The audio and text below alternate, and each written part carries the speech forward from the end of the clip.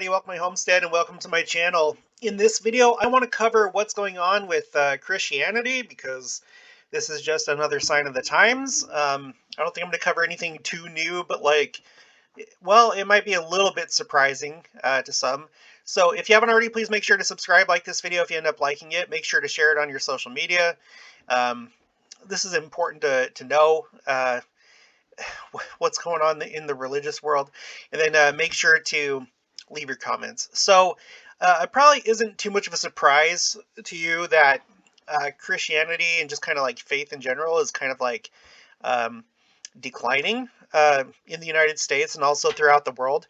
But I wanted to show you some of the more interesting aspects of it, and I think that this has to do essentially with the second coming, how the world is becoming just more and more wicked and ripening in iniquity, and there is definitely a separating happening between wheat and tares. And I think it's not just our church but with other churches, because we know that there's people that are in other churches that will eventually accept the truth. They'll find the gospel. There's celestial people that are just simply deceived right now, and they are in other churches. And also there's just generally good people in other churches, but there's this separation going on, and we're seeing it all across the board.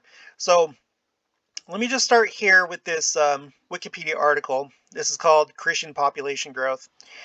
Christian population growth is the population growth of the global Christian community. According to a 2011 Pew Research Center survey, there were more than 2.2 billion Christians around the world in 2010, more than 3 times as many as the 600 million recorded in 1910. However, this rate of growth is slower than the overall population growth over the same period. All right, so let's go down here. Conversion.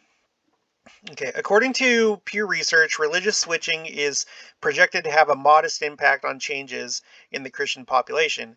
According to a study by the Pew Research Center, it is expected to convert to Christianity about 40 million people, leaving Christianity 106 million people. Thus, it is a net loss for Christianity, nearly 66 million between 2010 and 2050.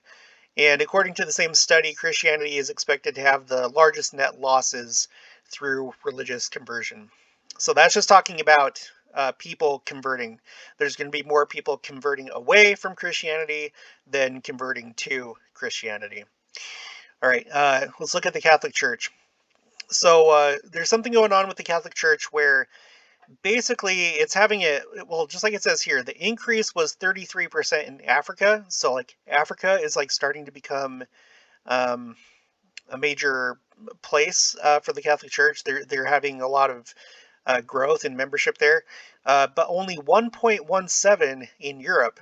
And of course, everyone knows that Europe has always been the well, it literally is the headquarters of Catholicism, and for a long time it was where the majority of Catholics were. That's where it came from. But times are changing. Now, look at this right here. Monsignor Vittorio Formenti, who compiles the Vatican's yearbook, said in an interview with the Vatican newspaper, L'Osservatore Romano, that, quote, "For the first time in history, we are no longer at the top. Muslims have overtaken us." Talking about just the Catholic Church, not Christianity as a whole. End quote. He said that Catholics accounted for 17.4% of the world population, a stable percentage, while Muslims were at 19.2%. So the Catholic Church by itself had more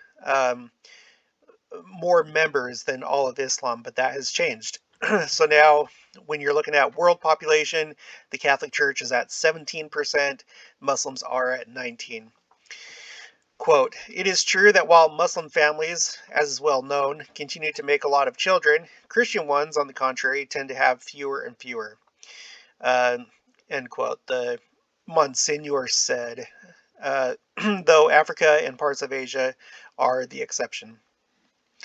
So we know that through secularization and And also, I guess probably just like materialism in the Western world, our population is going down. And personally, I think it's because a lot of people are putting a lot more priority and emphasis on having nice homes and nice things and, going to college so you can have all this stuff before you start a family. And a lot of times for a lot of people, it's maybe too late, or if they had just gotten married earlier, they would have had more children, or um, or they're just valuing their materialism more than family, and they just can't find the money or the time for it. So it's a horrible, horrible thing, and it's consuming Europe, and it's consuming the United States, and uh, I know it's a big problem in Japan. Japan, even though it's in the East, it's essentially a Western country, right? After World War II, they basically might as well have become a European country in terms of culture in a lot of ways, capitalism and so forth. So they have a big population issue as well. So let's move on down here. According to Carnegie Endowment for International Peace, the World Christian Database as of 2007 estimated the six fastest growing religions in the world to be: in the number one spot, Islam with 1.84, and then the Baha'i Faith 1.7, and then Sikhism 1.62, Jainism 1.57, Hinduism 1.52, and then in last place here, Christianity 1.32. High birth rates were cited as the reason for the growth. So um, it doesn't necessarily have to do so much with conversion, although like we just read, conversion is going to play a big factor in Christianity, as we lose more people than we gain. But then on top of that, we have birth rates among these other religions, right? Okay, according to 2015 Believers in Christ from a Muslim Background, a global census study estimates 10,283,700 Muslims converted to Christianity around the world. So that's pretty good. On the 2nd of April 2015, the Pew Research Center published a demographic study about the future of religions, population growth projections 2010 to 2050, which projects with projections regarding Christianity. The project begins with 2010 statistics that when Christianity was by far the world's largest religion, with an estimated 2.2 billion adherents, nearly a third, or 31%, of all 6.9 billion people on Earth. Islam was second, with 1.6 billion adherents, or 23% of the global population. Now, projected growth of Christianity by 2050. Some of the projections are as follows. One, over the 2010 to 2050 period, Christians will remain the largest religious group with 30.7% of the world's population. However, Islam will grow faster and become 29.7% of the world's population. So, in other words, Islam has surpassed Catholicism, and they're projecting that by 2050, they're not going to surpass Christianity as a whole, but they are going to be like right there, just like 1 percentage point difference, essentially. Therefore, by 2050, there will be 2.8 billion Muslims compared to 2.9 billion Christians. Two, in the United States, Christians will decline from more than 3/4 of the population in 2010 down to 2/3 in 2050. So, yeah. Three, 4 out of every Christians in the world will live in sub-Saharan Africa. That is stunning. One of every 25%. Wait, no, 40%. 40% are going to be living in sub-Saharan Africa. That is insane. Okay, reasons given for the projected growth. Some of the reasons the study gives are as follows. One, the change in world's religious is driven primarily by differences in fertility rates and the size of youth populations among the world's major religions, as well as by people switching faiths. 2. Fertility rates. Religions with many adherents in developing countries where birth rates are high and infant mortality rates generally have been falling are likely to grow quickly. Therefore, much of the growth of Christianity is projected to take place in sub-Saharan Africa because of fertility rates, whereas in Europe and the United States, it's going down. Um, okay, so Christians have a birth rate of 2.7 children per woman, but Muslims have a higher rate, namely an average of 3.1 children per woman. The differential is one of the reasons that the Muslim population is growing faster than the Christian. Number 3, size of youth population. In 2010, more than a quarter of the world's total population, 27%, was under the age of 15. Christian youth under 15 were the same as the 27% global average, but an even higher percentage of Muslims, 34%, were younger than 15. This higher youth population is one of the reasons that from 2010 to 2050, Muslims are projected to grow faster than Christians. Number 4, size of old population. In 2010, 11% of the world's population was at least 60 years old. 14% of the Christian population was over 60 years old, but only 7% for Muslims were over 60. So, so they have more youth and less old compared to Christians. This is another reason that Muslims are projected to grow faster than Christians. And then number 5, switching. A loss of 66 million Christians, which we talked about earlier, is projected to come through switching. Most of the loss is projected to come from Christians joining the ranks of the religiously unaffiliated. So, not so much Christians converting to Christianity or Judaism or Jainism or Hinduism or anything like that, but simply them losing their faith, either becoming like agnostic or what's it called, atheist. Okay, so that's it for this tab. Now, this is another thing that I've been talking about a little bit on the channel. I've noticed that there's been like an increase in Christians becoming non-denominational, which I think is significant. And I think it's significant for our church because since people seem to be leaving their formal denominations, I think maybe the likelihood is higher, if not now, then in the near future, that they'll come to our church. Maybe some of them are realizing that the doctrines, the rigidity of other churches aren't for them, or other churches are changing. They're trying to appease the world, and so maybe they might. A lot of them are leaving for that reason, and they might come to us because we're gonna hold fast to our beliefs and stay strong. So let's read some of this. This is from Lifeway Research. Lifeway Research. The future of American religion is increasingly being driven by the nones and nons, the religiously unaffiliated and the denominationally unconnected. A new Gallup study finds the percentage of Americans who identify with a specific Protestant denomination has fallen from 50% in 2000 to 30% in 2016. That can be tied to a surge in Americans who say they have no religious preference and those who say they are non-denominational Protestants.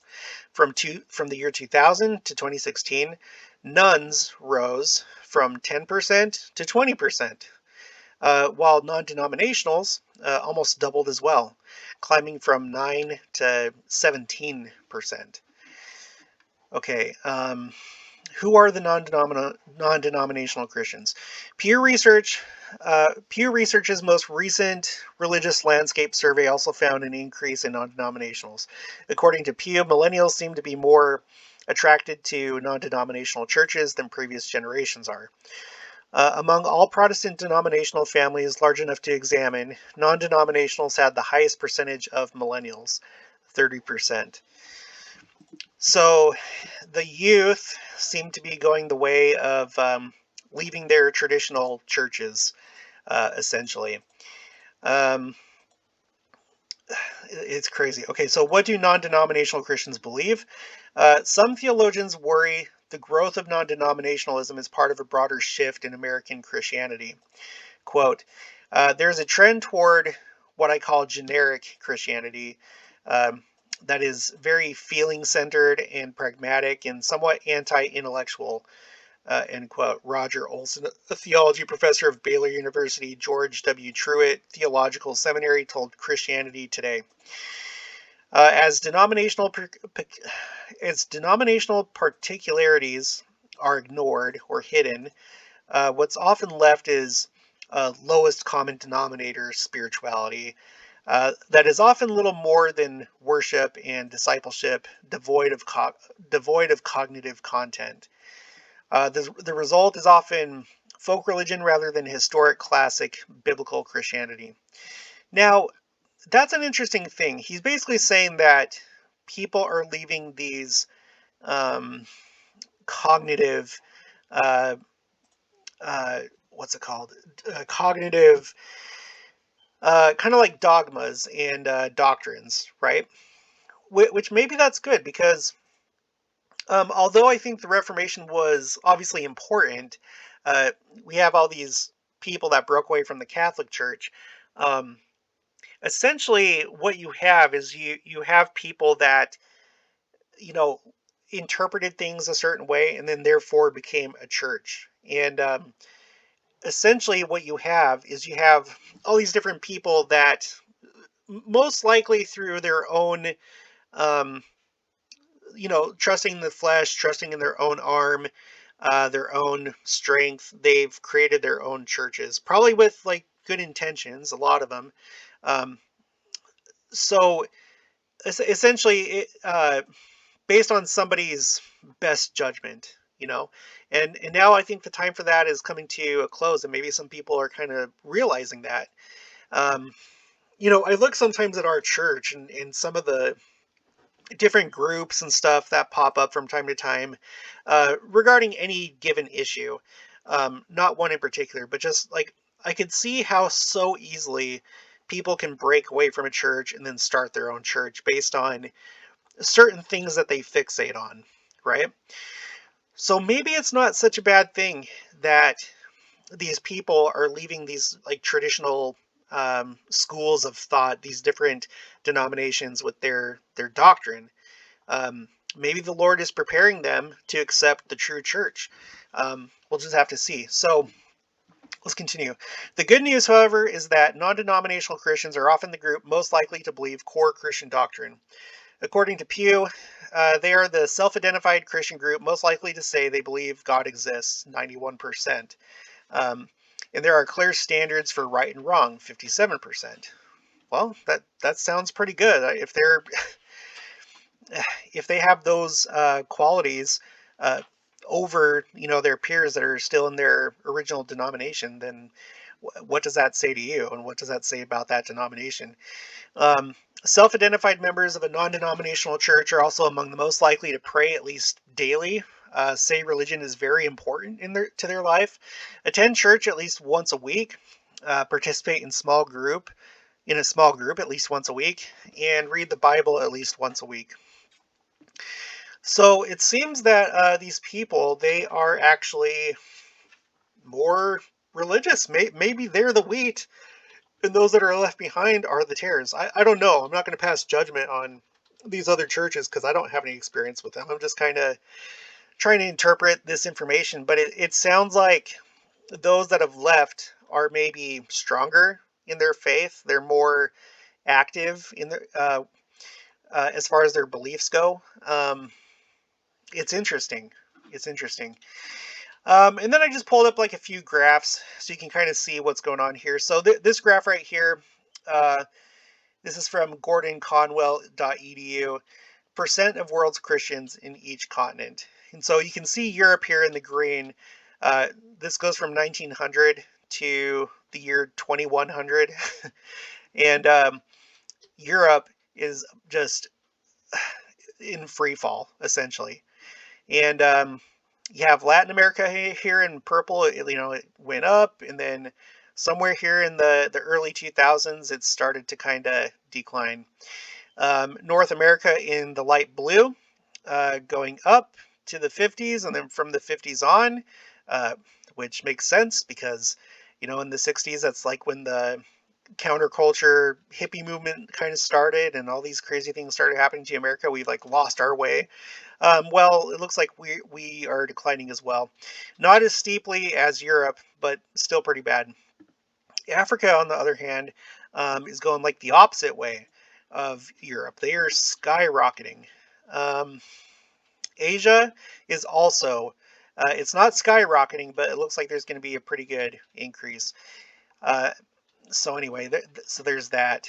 Um, let's go over to this one. Protestants and Catholics shrinking as share of U.S. population.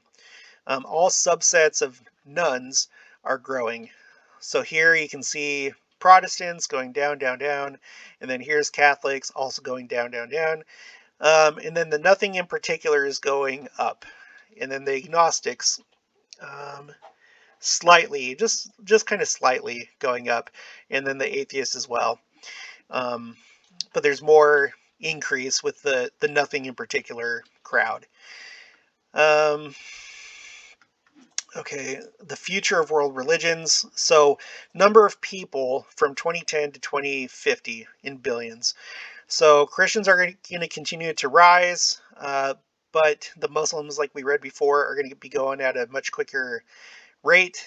And I guess if the world was to continue, you know, without, if the second coming wasn't going to happen, if it would just continue, it looks like Muslims are on track to at some point exceed Christianity. Let's see if there was anything else here. I don't think so. And then signs of decline and hope. Okay, let's see. Signs of decline and hope among key metrics of faith. What was it that I wanted? Okay, weekly church attendance, 1993 to 2020, and yeah, it has gone down, down, down, down. Weekly church attendance by generation.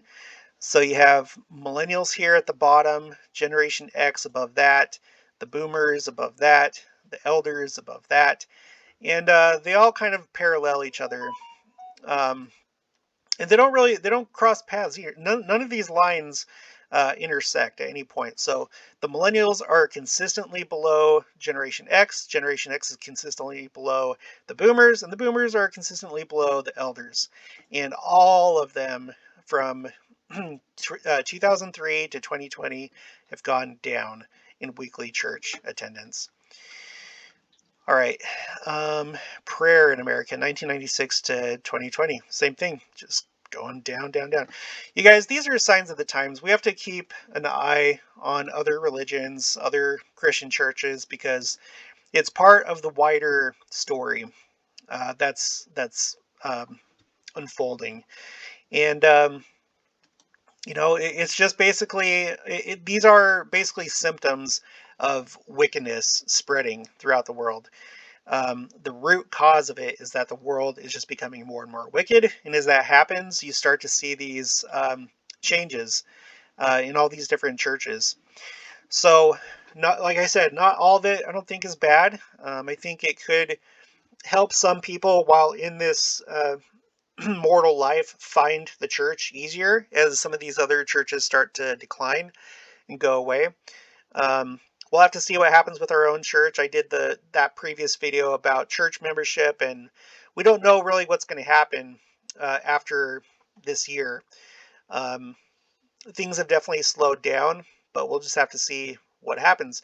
Whatever the case, we do know that the millennium is coming up, and that's going to greatly help the growth of the church, because through the millennium, the church is going to grow, and eventually, probably not after too long, after the millennium starts, it's going to be the only church around. So anyway, so that's all I got for you on this one. If you haven't already, please make sure to subscribe, like this video if you liked it, hit the notification bell, make sure to share it, and leave your comments, and I'll talk to you guys later.